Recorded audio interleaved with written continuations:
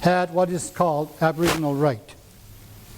Except for the Mi'kmaq of Eastern Canada, because of a letter that came from the then Minister of Indian Affairs and now the Prime Minister of this country, said that Eastern Canada and the Maritimes were of a different character, that our land was superseded by law.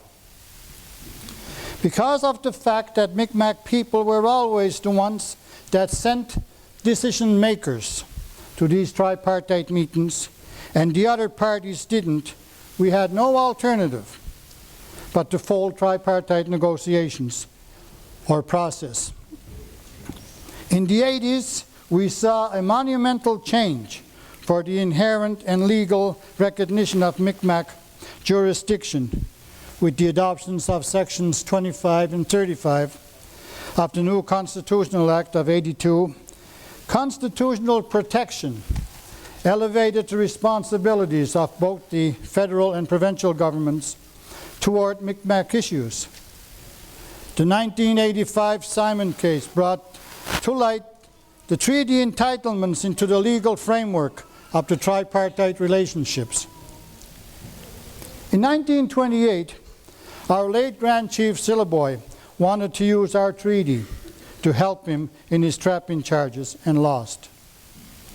I am not a lawyer, but I feel the reason why our treaties that our forefathers signed are so complicated in the legal framework is that they are about the only treaties signed at that period in time by the British Crown without having even a one-half square inch of any land ceded.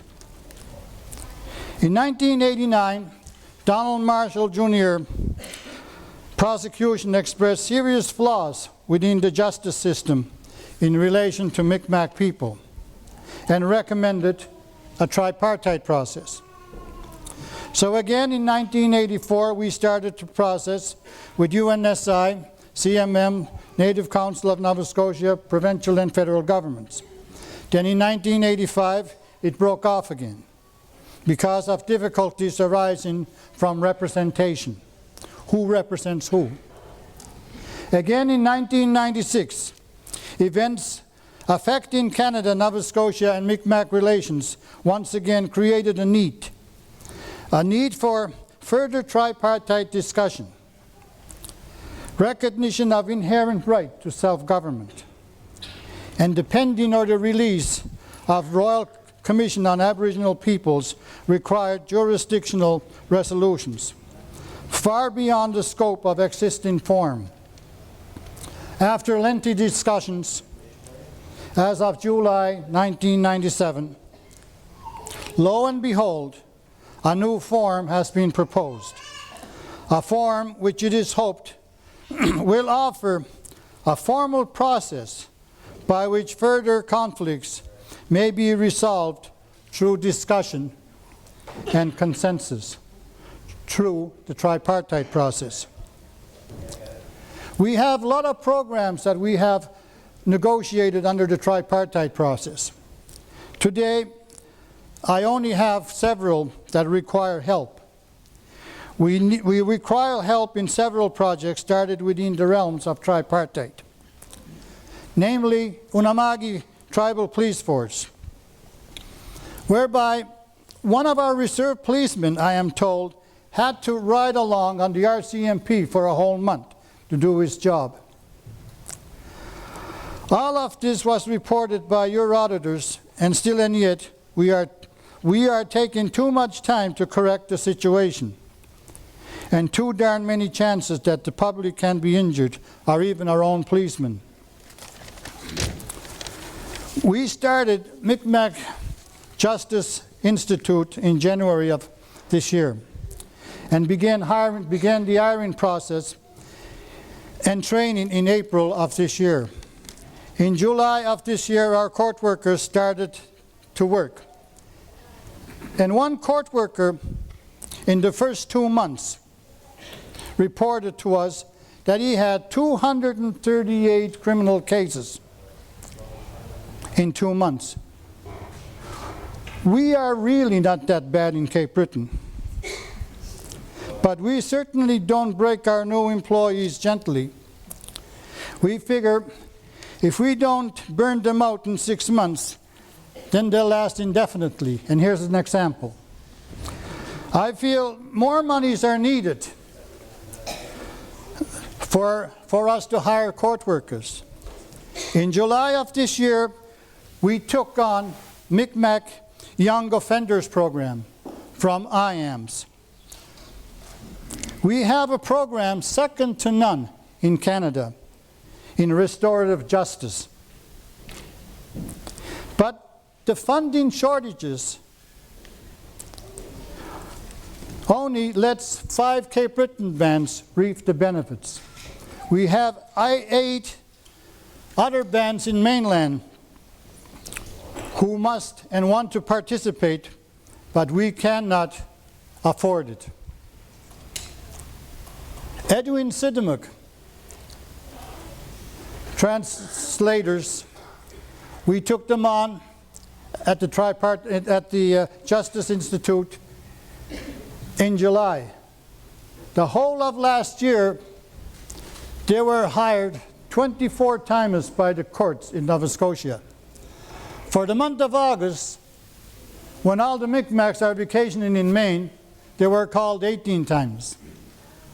We need additional funding to ensure that service is met for our people. In closing, I want to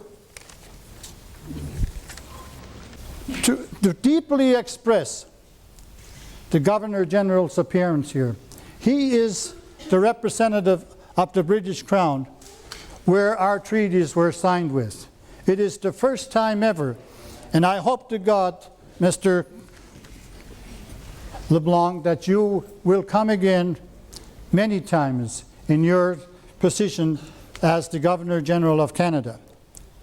I want to read to you a little paragraph of the letter that was sent by Grand Chief John Denny, the last of the traditional chiefs among Micmac territory, which was written in March 11 in 1909. His father, John Denny Sr., was the one that broke off with the great Wabanaki Confederacy. He broke off because the Narragansetts were selling the land. So the thing is, at the time in 1909, the government apparently were disposing some Indian land in western part of Nova Scotia. And this letter was written in Eskasoni. And he was objecting to it. And then at the last paragraph he said, I am getting petitions signed by the chiefs of our bands, and we'll have them forwarded to you as soon as possible. In the meantime, please stop any proceedings towards disposing of property in question by lease or otherwise. What I am getting at, the members of federal and provincial governments, is that listen to our chiefs. If they do not represent our people, we will handle them. So this is the message. I did not want to bring any new ideas whatsoever at the table today. Treaty Day is a time of celebration, and last night was a very good indication of celebration. I want to thank the organizers, and I want to thank Micmac people, so many of them. In 1985, there were 10 of us, I think. Nowadays, look at you. I think you should give yourselves a round of applause. Thank you very much.